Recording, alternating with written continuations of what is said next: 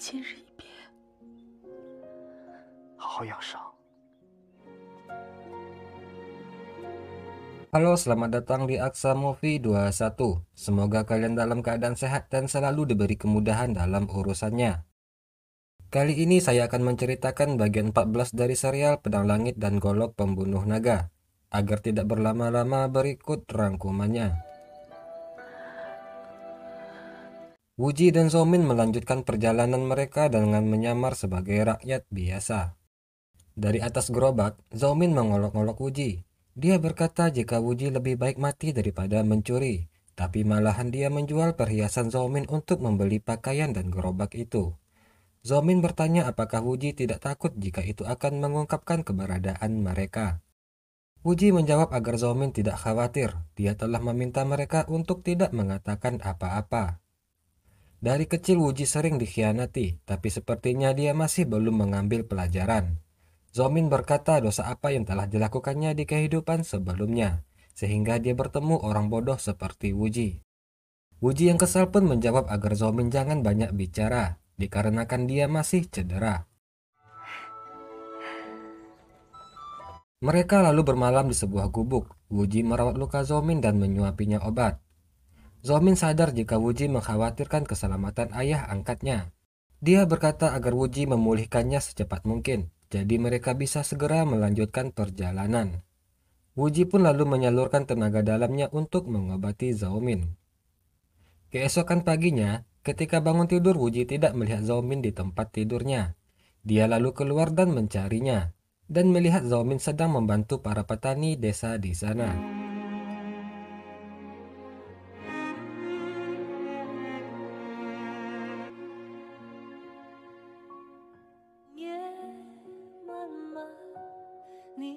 Seketika Wuji sangat bahagia melihat Zhou Min. Dia lalu mendatangi Zhou Min dan memarahinya, dikarenakan lukanya belum pulih, tapi malah keluar kamar. Zhou Min menjawab jika dia tidak apa-apa. Berkat tenaga dalam Wuji, semalam tidurnya nyenyak, dan ketika bangun dia merasa lebih baikan. Zhou Min juga membuatkan bubur untuk Wuji. Dia menyuruh Wuji untuk mencicipinya. Wuji mencicipinya. Dia berkata jika buburnya sangat enak. Lalu Wuji memakannya sampai habis. Zhou Min tahu jika Wuji berbohong. Dia baru pertama kali memasak bubur. Buburnya pun kematangan dan berbau gosong. Zhou Min berkata jika sebelumnya Wuji tidak mengikutinya dan menikah dengan Zero, Wuji pasti bisa makan makanan yang enak. Wuji tidak perlu makan buburnya yang terlalu matang. Wuji menjawab jika sebenarnya dia juga ragu dengan pernikahan tersebut. Dia takut jika dia akan menyesalinya. Beruntung Zhou Min muncul menghentikannya. Sekarang jika dipikir lagi, sebenarnya dia menjadi lega. Malam harinya terlihat Zhou Min masih kesakitan di bahunya. Dia menemui Wuji yang duduk di luar. Zhou Min berkata jika besok mereka harus melanjutkan perjalanan mencari ayah angkat Wuji. Zhou Min berbohong dan berkata jika dia telah pulih. Namun Wuji tahu jika Zhou Min berbohong. Dia tahu jika Zhou Min membantu para petani tadi pagi agar Wuji mengira dia telah pulih. Wuji lalu memutuskan jika mereka harus beristirahat 2 hari lagi. Namun Zhou Min ngotot untuk tetap berangkat besok. Zhou Min berkata Wuji akan menyesal jika sesuatu terjadi pada ayah angkatnya. Dan dia tidak mau Wuji menyesal seumur hidupnya. Wuji yang mendengarnya pun merasa sangat terharu.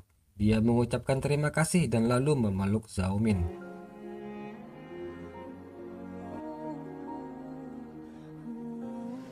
Keesokan harinya, mereka pun melanjutkan perjalanan. Dalam perjalanan Zhou Min bertanya apa yang membuat Wuji ragu untuk menikahi Zero. Wuji lalu teringat percakapannya dengan Zero sebelumnya, di mana setelah revolusi berhasil, Wuji mengajak Zero untuk menjadi orang biasa dan menjadi pasangan pendekar untuk menjaga perdamaian. Namun Zero menolak. Dia berambisi menjalankan amanat gurunya untuk menjadikan sekte Emeh hebat kembali. Dalam lamunannya itu, Wuji dikagetkan dengan teriakan Zhou Min memanggilnya. Zhou Min bertanya, setelah Wuji menemui ayah angkatnya, apakah dia akan menjalani wasiat ketua sekte Ming sebelumnya, menyerahkan jabatan ketua kepada ayah angkatnya. Wuji menjawab jika dia pernah membicarakannya, tapi ayah angkatnya itu menolak, dan meminta Wuji tetap menjadi ketua sekte Ming. Zhou membayangkan akan sangat bagus jika Wuji bisa melepaskan jabatannya, pergi mengembara bersamanya, dan menghukum orang-orang jahat. Setelah tua, mereka akan mengasingkan diri tinggal di pegunungan dan memiliki peternakan, tanpa mengkhawatirkan apapun di dunia. Wuji yang mendengarnya pun seketika terdiam memandangi Zhou yang membuat Zhou pun seketika menjadi malu. 怎么了？我的脸脏了吗？怎么了？ Di tempat lain, diperlihatkan Zero sedang bermeditasi mengingat kejadian masa lalunya. Di sini diketahui kejadian sebenarnya di Pulau Ular, di mana Zero lah yang telah mengambil pedang langit dan berniat akan membunuh Zhou. Namun niatnya tersebut diketahui oleh Zu'er, sehingga dia pun menusuk Zu'er dengan pedang langit tersebut. Zero juga mengambil golok naga dari singa emas. Dia lalu membawanya dan membenturkan kedua senjata tersebut. Dari pecahan senjata itu muncul dua harta karun, yaitu kitab perang Wumu dan kitab 9 bulan. Zero berhalusinasi melihat bayangan dirinya sendiri dan gurunya yang marah karena dia sebelumnya akan menikahi Wuji, yang akhirnya dia pun dipermalukan di depan umum. Zero ketakutan dan berlari meninggalkan kamarnya. Dia lalu akan dilecehkan oleh seorang pria, yang membuat Zero seketika berubah ganas dan membunuh pria tersebut.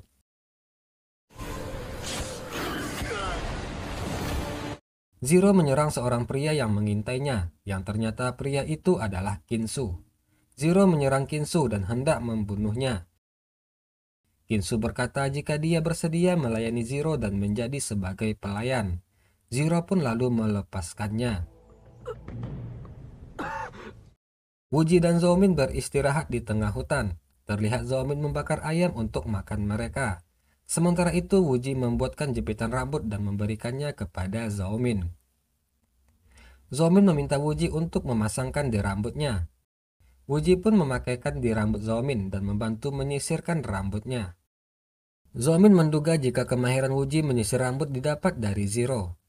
Wuji menjawab jika ibunya yang mengajarinya. Wuji bercerita sewaktu dulu mereka tinggal di pulau terpencil, ibunya berusaha membuat dirinya agar tetap terlihat cantik. Wuji berkata jika Zhou secantik ibunya, yang membuat Zhou pun seketika tersenyum. Namun setelahnya Zhou tiba-tiba kembali jatuh tidak sadarkan diri. Zero membawa Kinsu bersamanya ke sekte Eme. Berbeda dengan anggota Eme yang menjambutnya dengan ramah, Mingjun terlihat menghina dan mengolok-olok Zero. Dia mengejek Zero yang ditinggal Wuji di hari pernikahannya. Dia berkata jika Zero telah membuat malu dan merusak reputasi Eme. Dia menuduh Zero berselingkuh dengan Kinsu, sehingga Wuji meninggalkannya. Mingjun meminta cincin ketua dan menyuruh Zero meninggalkan sekte. Zero pun kehabisan kesabarannya. Dia menghajar Mingjun tanpa ampun dan hendak membunuhnya.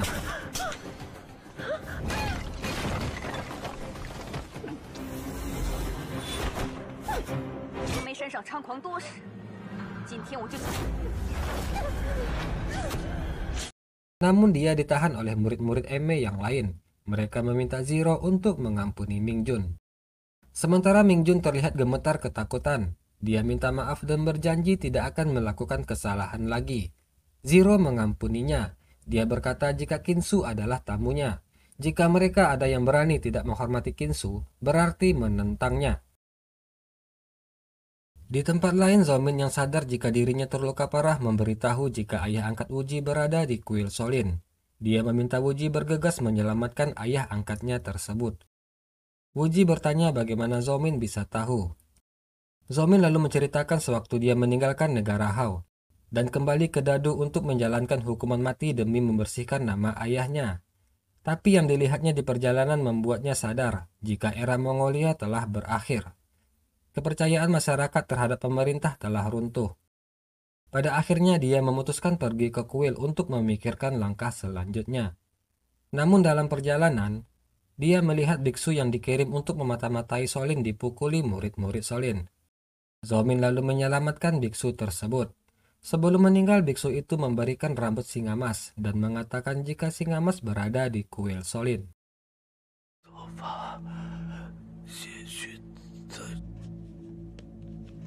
Zhao minta maaf kepada Wuji karena keegoisannya, akhirnya dia menjadi beban bagi Wuji. Dia menyuruh Wuji untuk segera menyelamatkan ayah angkatnya. Wuji pun hanya diam, dia lalu memeluk Zhao Min.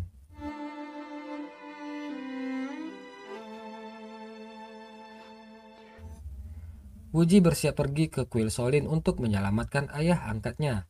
Dia telah meminta pemilik penginapan merawat Zhao Min. Dia tidak tahu apakah setelah berpamitan itu mereka akan bertemu lagi. Wuji melarang Zhao Min untuk jangan mengatakan hal-hal bodoh. Dia memintanya berjanji merawat lukanya dan menunggunya kembali. Zhao Min berkata ada hal yang masih mengganggu pikirannya tentang pembunuhan di Pulau Ular. Seandainya jika dia mati, sementara kebenarannya belum terungkap. Wuji berkata jika dia mempercayai Zhao Min, dia masih akan tetap mempercayainya meski tidak pernah bisa menemukan kebenarannya.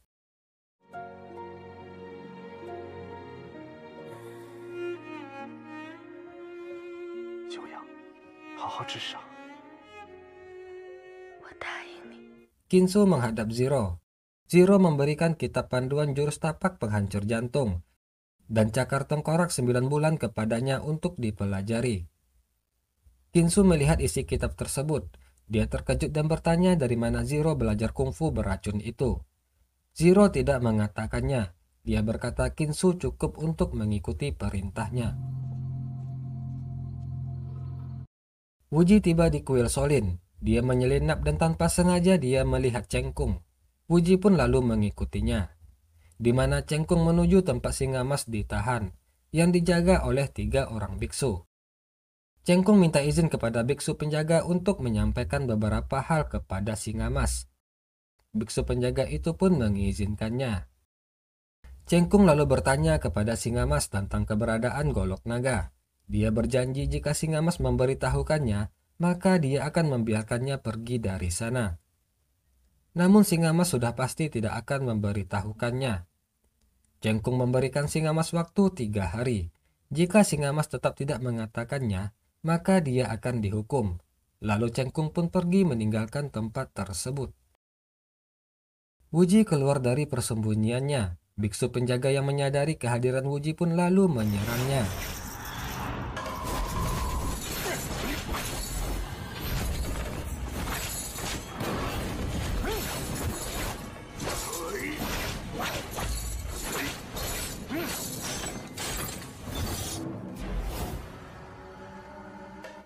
Biksu penjaga menanyakan jenis kungfu apa yang dikuasai Wuji. Wuji menjawab jika dia mempelajari kungfu 9 matahari, memindah bumi dan langit, tai chi dan jurus lencana api. Wuji berkata jika dia adalah pemimpin sekte Ming yang bernama Zhang Wuji. Biksu penjaga menanyakan tujuan kedatangan Wuji. Wuji pun menjawab jika dia berniat membawa ayah angkatnya untuk kembali bersamanya. Namun biksu itu tidak mengizinkannya. Mereka berkata biksu Kongjian mati di tangan singa emas. Wuji menjawab, ada banyak alasan mengapa biksu Kongjian dilukai oleh ayah angkatnya. Wuji lalu memohonkan maaf kepada biksu penjaga tersebut. Mendengar hal tersebut, para biksu penjaga itu menjadi marah dan kembali menyerang Wuji.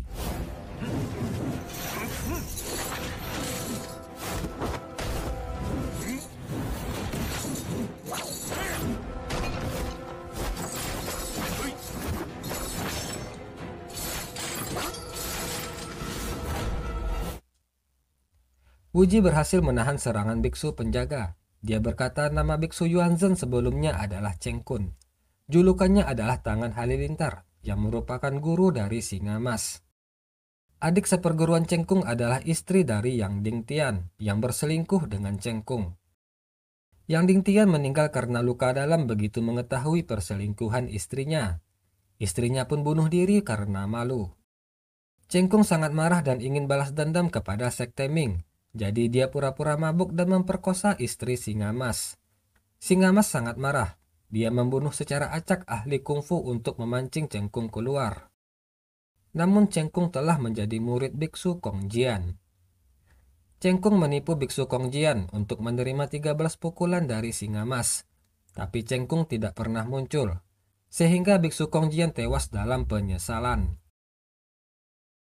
Tiba-tiba Cengkung menyerang diam-diam. Biksu penjaga pun menyerang Cengkung. Lalu Cengkung pun kabur dari sana.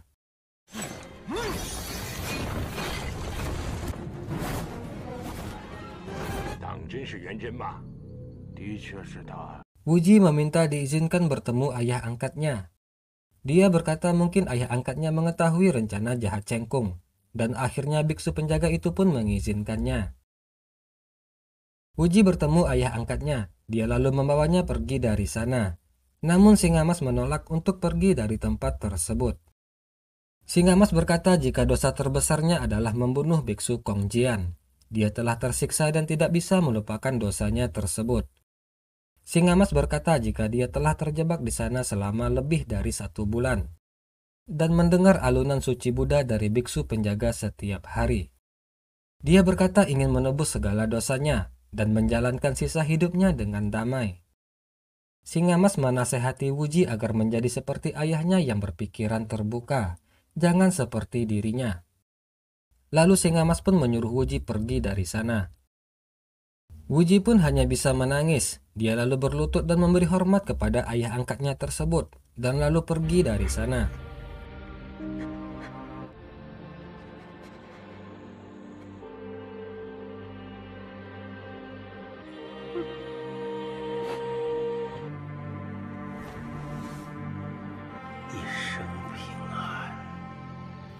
Wuji menemui biksu penjaga. Dia meminta mereka untuk mengizinkan ayah angkatnya untuk pergi.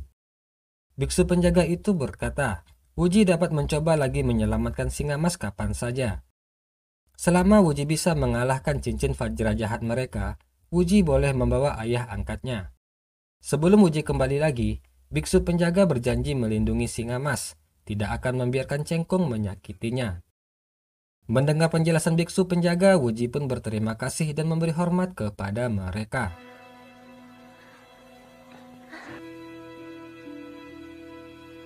Zhao Min berdiri di tengah hujan menunggu kedatangan Wuji. Wuji yang melihat Zhao Min seketika berlari menghampirinya. Wuji khawatir dan marah melihat Zhao Min kehujanan. Zhao Min minta maaf. Dia berkata sepanjang hari menunggu Wuji. Dia takut jika dia pergi akan merindukan Wuji. Mendengar itu, Wuji pun memeluk Zhao Min. Wuji minta maaf karena khawatir dia telah berkata kasar kepadanya.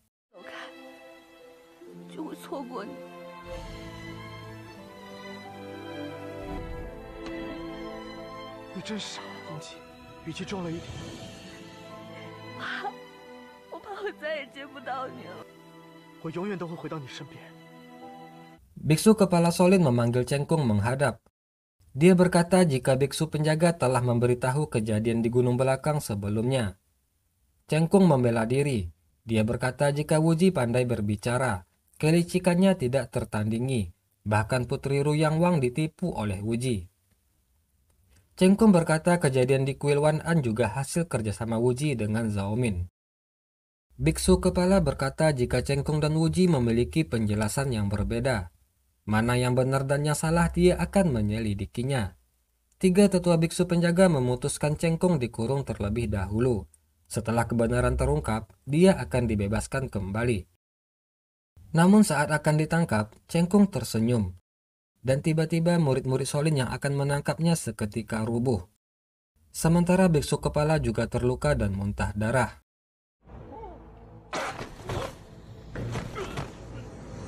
Yang ternyata Cengkung telah mempersiapkan sebelumnya. Cengkung telah meracuni makanan mereka semua. Sehingga apabila menggunakan tenaga dalam, maka pembuluh darahnya akan pecah. Oke, demikianlah bagian 14 dari cerita Pedang Langit dan Golok Pembunuh Naga. Mohon maaf apabila terjadi kesalahan dalam pengucapan. Akhir kata saya ucapkan terima kasih. Assalamualaikum warahmatullahi wabarakatuh.